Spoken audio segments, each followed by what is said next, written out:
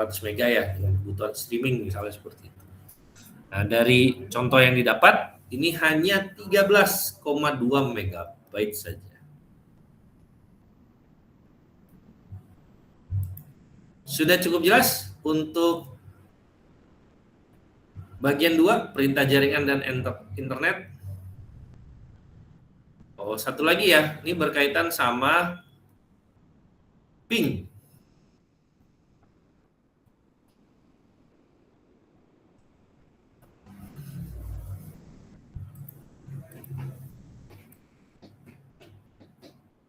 Nah, ping yang dari layanan yang kita pakai itu bisa di ping 1.1.1.1. Nah, dia akan terus menghasilkan semacam feedback ya dari apa yang ada.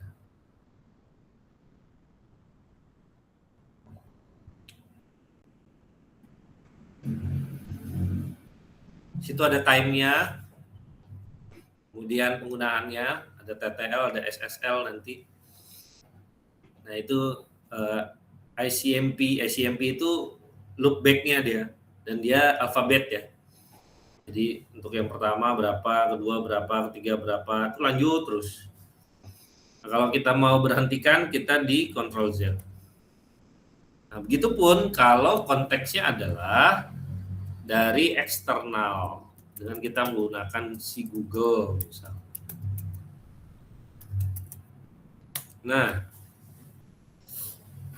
Nah di sini jelas ya ada keterangan mengenai ICMP-nya juga dan time-nya dan juga TTL-nya. Lalu ada juga yang kita berikan gambaran feedback adalah IP yang memang digunakan untuk berkomunikasi dengan google.com.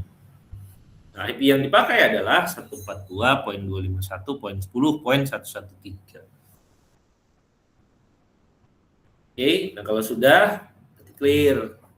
Jadi sambungan internet dari lokal kita itu tergolong rapi, smooth. Begitupun yang kebutuhan eksternal. Jadi kalau sudah posisi seperti ini, ya kita tinggal memaksimalkan nih, karena infrastruktur sudah cukup terjaga dengan baik. Oke, ada pertanyaan untuk bagian 2, silakan.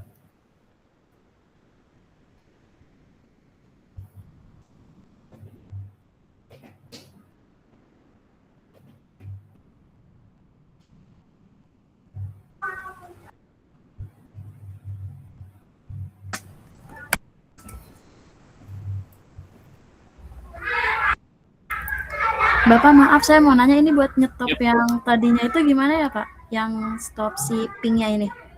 Gimana? Ini ping saya masih nge-load gitu. Ctrl Z. Oh, oke. Thank you, Pak. Oke.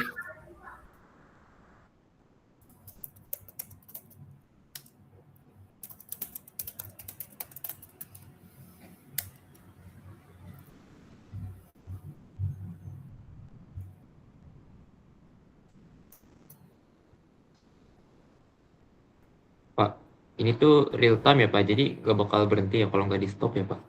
Iya. Bisa juga kita pakai Minte itu juga dia ngeloop terus. Tapi kalau misalnya enggak, ya ping misalnya ke detikcom, itu pun juga bisa.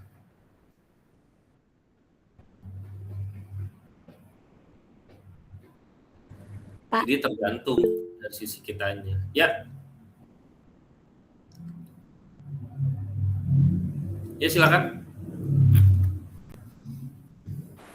Pak, bedanya yang sintaks ping 111 itu sama yang Google itu bedanya apa ya Pak? Tadi kan disediasi. Yang 111 itu untuk kebutuhan bagaimana kita bisa melihat dari segi infrastruktur yang ada di internal kita nih.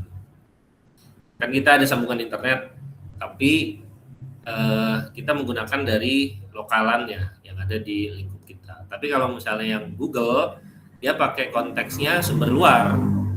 Jadi ketika kita ada kebutuhan misalnya ya, kita nanti mau melakukan proses pointing dari sisi aplikasinya. Kemudian nanti ada bentuk in out yang digunakan di dalam sebuah aplikasi.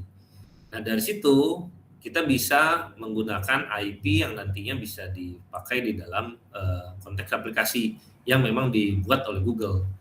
Nah, kondisi itu nantinya bisa kita pakai untuk melakukan bentuk tracing. Kita kira-kira ada masalah apa sih dari koneksinya? Apakah koneksinya itu berjalan atau terlihat beberapa bagian doang dan nantinya ada sampai RTO misalnya seperti itu. Nah, sebagai contoh kasus ya seperti yang tadi saya sampaikan ya, ketika dia sudah loopback terus dan cenderung stabil, nah itu berarti nggak ada masalah. Tapi kalau misalnya dia RTO dan ada keterangan host cannot be reached, misalnya begitu, pasti kalian pernah dengar ya dengan kondisi seperti itu. Nah, itu berarti memang ada something dari segi host to host ya. Dan itu harus bisa dilakukan bentuk tracing lebih lanjut. Berarti naik turunnya ping kalau yang satu-satu itu tergantung provider dari lokal device yang kita pakai gitu, Pak? Yes, betul. Oke. Baik, Pak. Terima kasih, Pak. Yuk.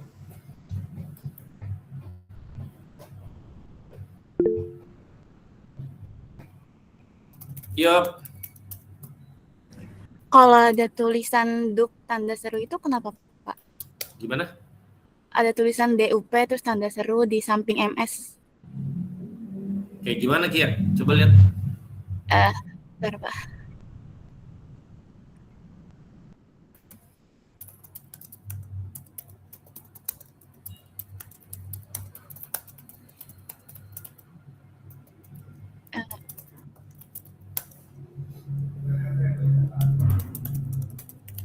Ini, Pak.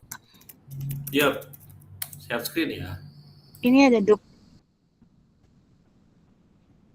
Dup. Itu kamu udah langsung ini. Oh, dia ada batasan aja itu ya. Waktu-waktu tertentu yang memang melebihi dari segi latensinya. Nah, itu dia bisa memberikan semacam informasi. Tapi tidak begitu berdampak sih. Latensi itu kan dari kestabilan ya, yang memang didapatkan di dalam konteks komunikasi antar device gitu. Nah, ini yang nanti perlu bisa dilihat. Tapi pada dasarnya kondisi seperti itu selama loopback-nya itu berjalan dengan baik, ya tidak ada masalah untuk proses tracing. Tapi kalau misalnya yang paling berdampak adalah ketika ada keterangan runtime error atau mungkin berkaitan sama cannot be reached. Kalau cannot be reached berarti sama sekali sambungan antara satu host dengan host yang lain itu tidak bisa terkoneksi dengan baik. Begitupun runtime. Kalau runtime berarti kestabilan salah satu bagian terkait pengiriman data, baik itu data internet ataupun data host to hostnya, itu juga ada something. Jadinya bisa dilakukan beberapa troubleshoot dari masing-masing device yang digunakan.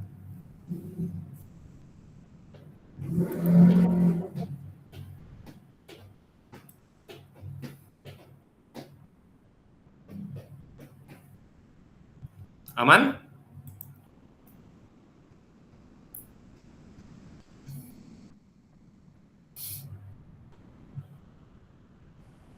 Aman, Pak. Oh, cai.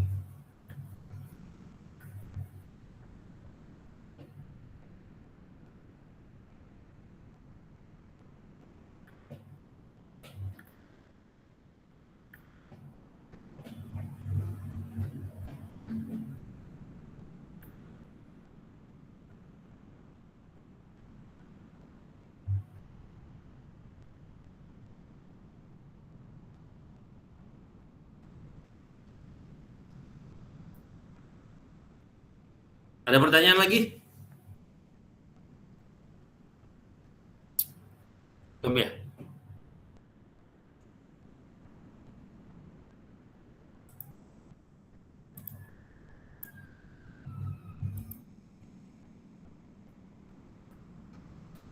Oke, lanjut ke bagian 3. Jadi, manajemen user dan akses control. Jadi dari pengantar yang bisa kita lihat ya, kalau Linux itu ada beberapa user yang bisa kita gunakan. Jadi pada dasarnya dia multi. Jadi bukan hanya satu kali nge-create, kemudian user itu saja yang berhak untuk bisa mengelola. Tapi bisa juga kita tambahkan. Dan dari segi tipe user itu ada 3 ya. Ada super user seperti halnya runtime administrator kalau yang ada di Windows misalnya seperti itu. Kemudian ada user reguler ya, aksesnya juga terbatas. Kemudian user sudo. Nah, ini untuk melakukan proses-proses yang sifatnya itu tadi patching, database, kemudian update ya terkait sebuah dependensi. Nah, sehingga dapat eksekusi dari perintah yang dilakukan oleh si admin. Kemudian cara membuat user barunya seperti apa? Jadi cara membuat user baru, misalnya sebagai contoh dari user yang sebelum saya tambahkan, itu ada hanya satu user, namanya Dwi Fajar. Nah, ketika saya tambahkan lagi, pasti dia akan menolak karena already exit, biasanya gitu. Nah, dari situ yang memang harus bisa kita pastikan kalau usernya itu tidak boleh sama. Dan dari sana kita harus bisa menambahkan kembali. Nah, proses yang bisa digunakan add user spasi dudu.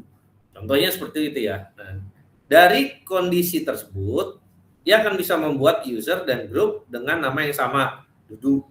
Kemudian secara otomatis membuat home directory.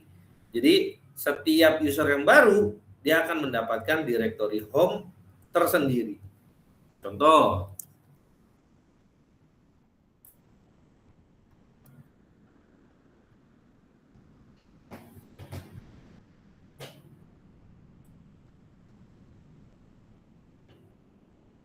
ini kan Linux, Ubuntu, kemudian Home. Nah, ini sudah saya tambah dari beberapa proses sebelumnya ya. Dan ini yang baru kemarin pas saya uji coba untuk membuat materi ajar. Dan di sini ya kalian bisa melihat kalau proses add usernya itu sudah berjalan dengan baik. Nah, ini kalau dari segi interface-nya ya. Tapi kalau dari segi plugin, bentar. Atau mungkin dari segi directory saja yang simple. Di sini. Jadi di sini itu jelas nanti kita bisa menambahkan.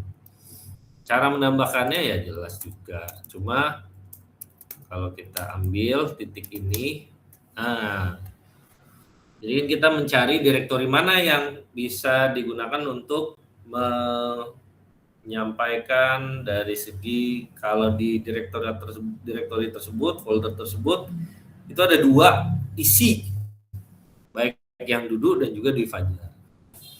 Dan ini pasti berbeda-beda. Kalau untuk yang Dwi Fajar itu banyak saya sudah tambahkan, misalnya ya, misalnya jadi home Dwi Fajar kemudian latih. Nah, misalnya kayak gini ya. Nah, ini udah ada aku dia mereka latihan LS. Kemudian bisa juga kita ambil ke latihan 3 misalnya. Latihan 3 isinya apa? Data seperti yang tadi ya. Kemudian ada juga di latihan 2 misalnya. Nah, ternyata posisinya belum ada file sama sekali. Jadi masih kosongan. Nah, dari sini kita tinggal melihat kedudukan dari yang ingin kita buat itu dominannya di mana. Kalau misalnya dominannya di satu indikator tertentu, kita bisa menyesuaikan itu. Tapi kalau misalnya itu bentuknya bisa di start dari awal lagi, kita tinggal buatkan saja dari penamaan yang nanti bisa kita pakai. Nah, proses pertama yang bisa kita gunakan adalah ketika ada kebutuhan, kita bisa menambahkan misalnya seperti ini. Jadi ada keterangan ini ya. Nah, posisi seperti ini kita berarti menambahkan satu directory dari user dengan atas nama Dudu. Tapi posisinya pasti ketolak karena sudah dipakai sebelumnya.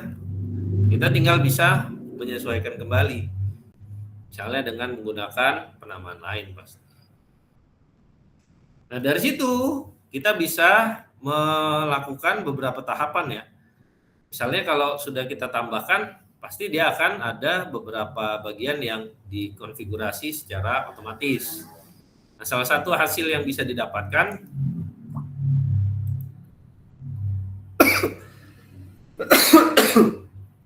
sebentar ya.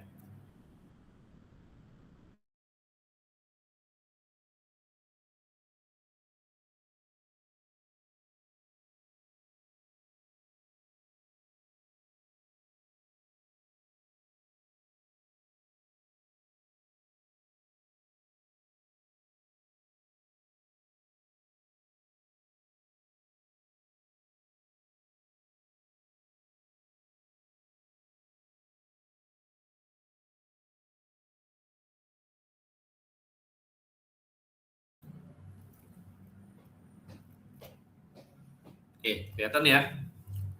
Jadi ya salah satunya adalah kita bisa dengan menambahkan selain dari yang sudah tersedia.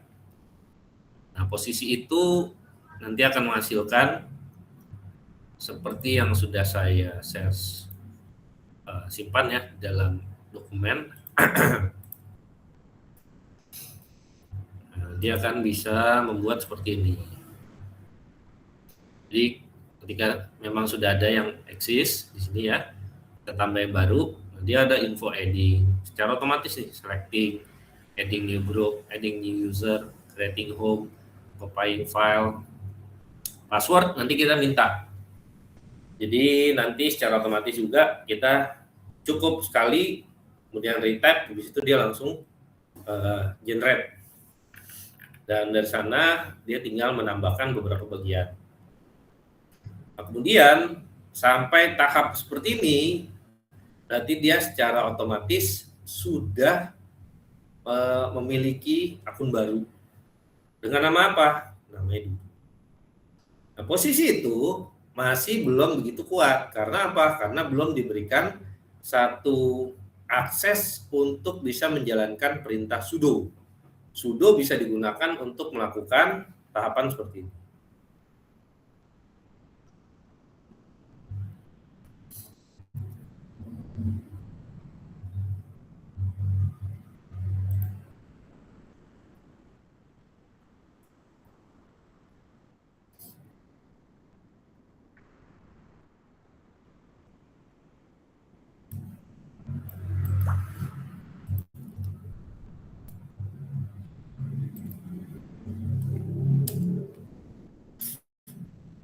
Nah, kelihatan ya.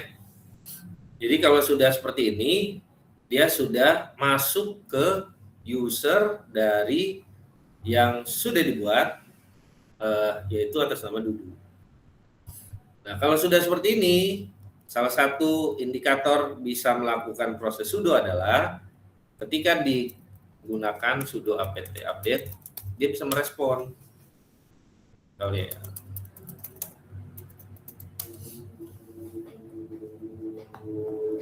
Waduh, saya lupa lagi ya.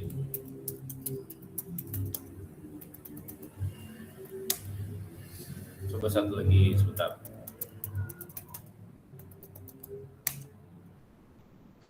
Kalau enggak, oh ini correct, sorry. Nah, jadi kalau sudah kita berikan sudo apt update, nah, dia berarti bisa menggunakan satu peran yang sifatnya itu bukan reguler, tapi bisa menghasilkan banyak keuntungan. Salah satunya adalah bisa melakukan proses update secara berkesinambungan gitu. Tapi kalau yang kita dapatkan itu reguler, ya kita nggak punya kesempatan untuk bisa mendapatkan sejauh ini. Nah, hal ini penting untuk apa? Ketika nanti kalian disudutkan dalam pengelolaan sebuah keamanan informasi. Di dalam keamanan informasi, leveling itu penting. Yang mana kita juga harus bisa tahu, jangan tiba-tiba kalian hanya menerima saja, tapi tidak bisa memberikan sebuah analisa.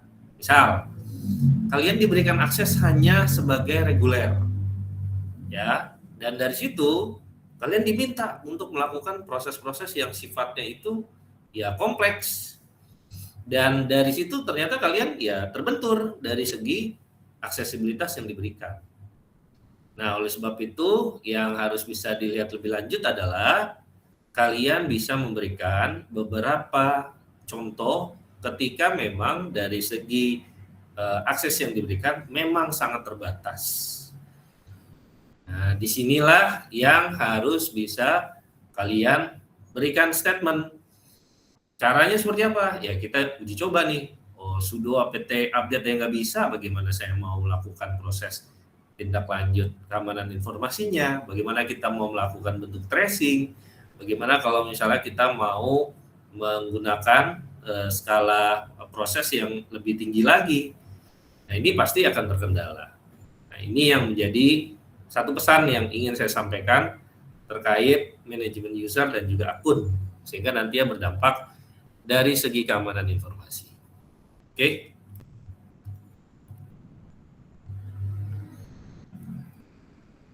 Oke, dari situ silakan Anda bisa uji coba.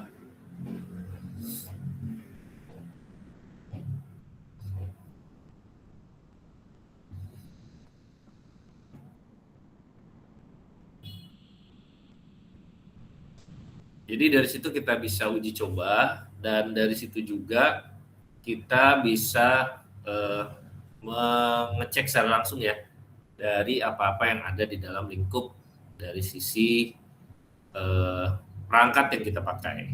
Oke, silakan saya kasih kesempatan bertanya dulu sebelum kalian bisa praktek untuk kebutuhan yang manajemen user tadi. Silakan.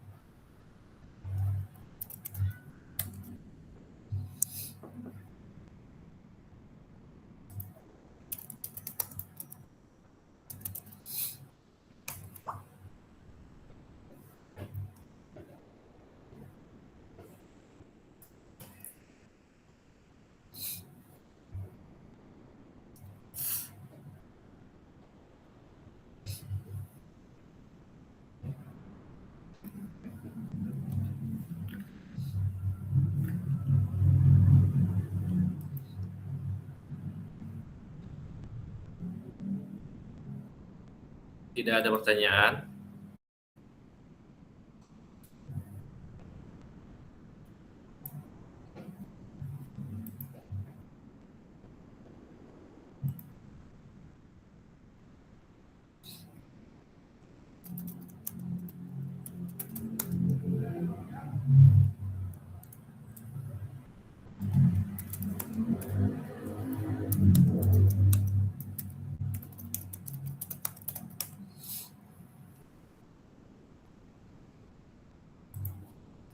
Kalau tidak ada pertanyaan, silakan bisa dicoba ya.